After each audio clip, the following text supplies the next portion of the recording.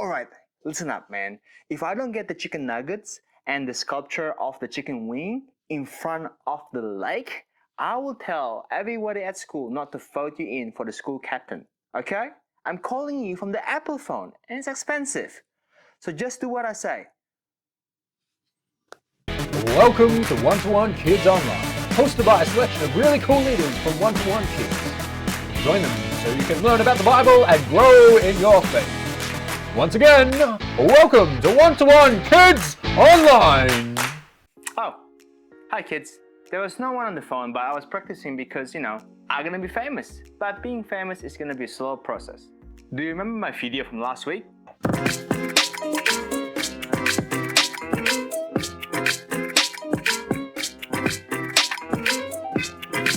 Well, I put it up on TikTok, Facebook, Instagram, and YouTube, and all came together with a combined 73 views.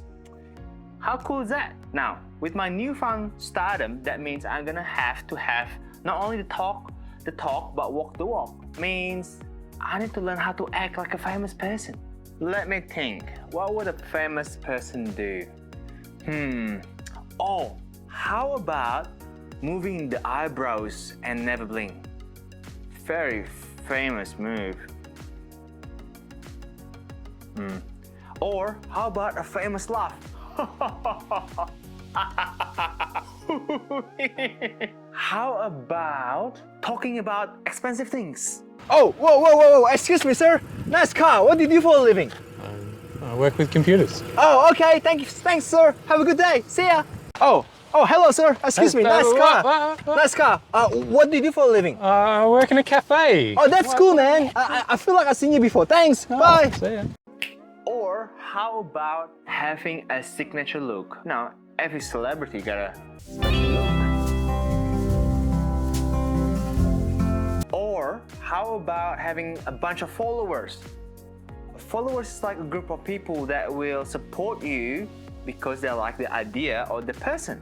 So I think I need to call my friends through my Apple phone and get them to follow me around. A few moments later. Hello, how you going? Yeah. How about this Saturday? Just follow me and I'm gonna walk around Ballarat and I'm gonna walk around the lake. Can you just pretend that you like following me all the time? What? You're too busy? Oh, really?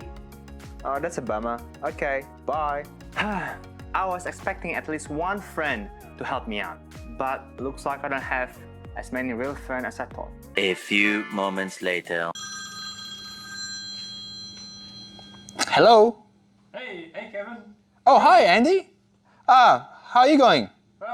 Yeah, I'm going alright. How you doing? I'm doing okay. Oh, So, I guess we don't have to be on the phone anymore. I just turn off my Apple phone. I'm kind of bummed, Andy. I'm kind of bummed. why are you bummed? I'm trying to be famous, but I just don't know if I have what it takes. What are you talking about? You got everything that it takes. Well, I think I need a followers, like a group of friends who support me all the time. And none of my friends wants to be in it. Oh. Well, Kevin, I think it'll work. I think it'll work really well. Just keep going. Maybe, but I don't see how. Well, just have to have some faith. I'll talk to you later. Okay. See you, Andy. Bye, Kevin. Hey, kids. It's so good to see you all. So it looks like Kevin is pretty worried and kind of in a tough spot right now. And while I do believe things will work out for Kevin, I can't help but think how similar David's must have felt in today's story.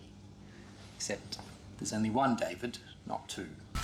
It's time for our Bible story. King David was getting old. I mean, really old. The question was, who would be king after him? Well, actually, David had made a promise to his wife, Bathsheba, that her son Solomon would be the next king. But, as you can imagine, David's other sons weren't too excited about that, especially Adonijah, one of David's sons, who thought that he should be the next king. So one day he just decided he would be. That's right, he just said, "I'll be king." This was very bad news for Bathsheba and her son Solomon. It meant that Adonjiah would try to get rid of anyone who kept him from getting what he wanted. Now you would think that being a queen, Bathsheba would be surrounded by friends to help her. But the truth was, she was alone. Everyone around her was looking out for themselves.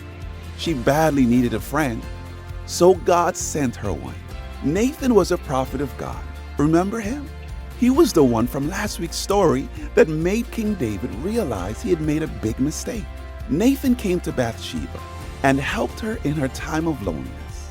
He told her to go to David and remind him of his promise. When she did go, Nathan said he would be right there to back her up. And he was. Because of Nathan's friendship, Bathsheba was able to save her own life and the life of her son Solomon. She did remind David of his promise, and Nathan backed her up.